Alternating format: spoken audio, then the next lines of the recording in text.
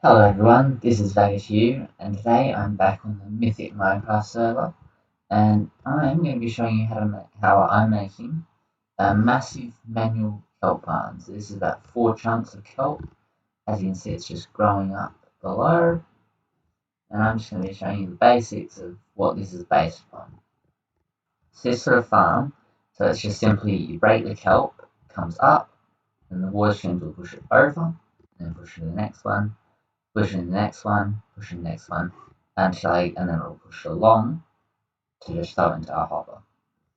So yeah, I'm placing a lot of leaves so I can clear all the water to make all these water streams. So yeah, that's what I told Ironic, my fact leader, that I'm just placing leaves. That's pretty much what I'm doing, although I'm running out. But yeah, if you want to do the same design yourself, it's very simple. Plant kelp, then water across out along to one side, then water along the end, then into a hole. Anyway, hope you enjoy. Let's get into it. Alright, so the first stage when creating a massive industrial kelp farm like this, which I didn't record me doing, is to flatten out the entire area you're going to farm. So, whether it be 4 chunks, 10 chunks, 100 chunks, make sure it's perfectly level, then place all your kelp down. That you'll see makes it much easier how everything just run through and miraculously harvest all the kelp. So that's step 1, is to make a level area. Step 2 is to fill in or take out the water. So what you do is you, starting off at this top edge, you leave a water source, then you take out, you place blocks in the layer below it, out for 8 blocks, and starting from the edge of that water source, you build 7 blocks. So you're filling that entire area. So the 7 blocks is the length that the water will flow, and that'll push to the edge. And then the 8 blocks underneath is so that the water flows, otherwise the water just stops because there's no solid blocks for it to flow down to. So then you go down a layer, so you fill up the top layer entirely because you want to remove all the water. Then following that, you leave 1 block in the second layer along the edge of the second layer previously mentioned, and then create this third layer. So as you can see, we're now on the 4th layer, and you can see this gap in the wall, which is where that column goes out. So yeah, you just build out and make sure that you clear all the water above. So that's the first step. The second step is to clear out all the water and form the water streams. And so as we're going along here, I actually ran out of leaves, so I had to make a quick dash to my storage, then realised that actually we have an awesome iron farm. Thank you to Ironic, who I believe who made the iron farm, which is working really well in the new server, producing tons of iron. So yeah, I went to grab some iron to make a few more shears. Then I dashed over to the tree farm and grabbed a load more leaves and a load more wood. The wood, you will see, becomes very important. And then afterwards, placed a lot more leaves to clear out all the water in a nice logical pattern.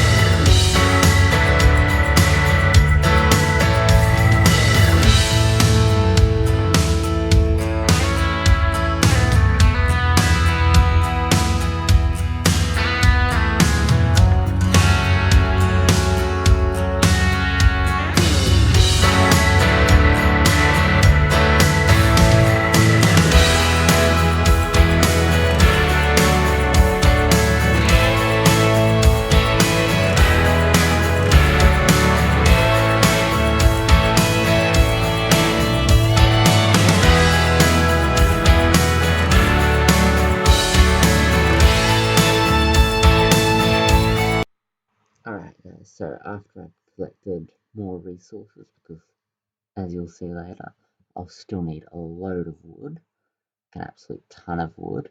Well, I didn't end up using all of it. I only used a lot of it. So yeah, the next stage of production, once you've filled out all your leaves, is to just put an entranceway into your farm. So I just put a door and a ladder up to it from the inside of our faction base. Then after that, we go on to stage 4, which is to actually create the collection.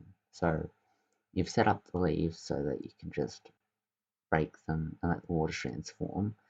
Before you do that, you want to do a collection. So as you can see here, we're placing a glass pipeline all the way along and then filling it with water and signs to block the water from flowing too far.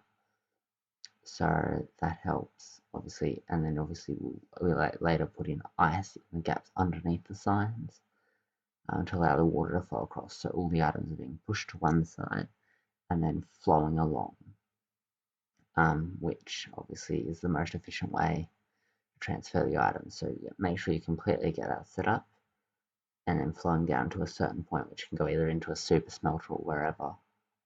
So yeah, that's what we did. And then we took out all the leaves, like tons of leaves, to make all the water flow all the way to the end. After we finally put in all the water streams and everything's looking alright, next stage is to place in, well, to go craft a lot of signs. So hence why all the wood came in handy, because there were literally thousands of signs. I think it was about 4 inventories full I used. I think ironic.io used like 2 or 3 inventories. It was a lot of signs that had to be placed. So these must be placed below the water streams to ensure that the kelp doesn't grow up and turn them into water sources and destroy the flow of the water. So as you can see here, I'm going to craft up and place an absolute ton of signs. So after placing in the absolute multitude of signs, the next task is to place in a ton of glass, so all the glass walls. This isn't compulsory, but it's helpful just to have glass walls that keep all the drops in. But I mean, if you're going to constantly expand your farm, then there's probably no point in putting those glass walls in. And once all of that is done, you finally get on the final stage before readying the farm, which is to take out all the leaves that are underneath the water streams. So you just go around with shears or whatever, and obviously leaves there a temporary block, but it's a block nonetheless. And you just take out every single one, except for obviously the ones that made up the walls, because they become permanent walls. So yeah, you just get your shears and just go hand, just take out every single one. Make sure you haven't hooked your thing up to your first ray before you do that. This is a mistake Ironic made. But yeah, we now have a massive area of working kelp farm. And then finally, once you've done all of this, got everything set up and ready to go, you can fly into your farm, or swim more likely, and reap the fruits of your labor. So Ironic and I are lined up, and we smashed through every single plant. I'm surprised we didn't crash the server, because it was an absolute load of fun, and we overfilled our system with kelp. Infinite fuel forever. I hope you enjoyed this video showing you the mega kelp farm that we built together on the Mythic Minecraft server, mc.mythicmc.info. Load of fun to make with Ironic.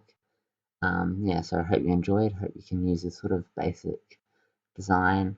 You can just throw in a flying machine at the bottom. It's just not allowed on the server, I don't think, although I'm going to have to check that up. But it was an absolute load of fun.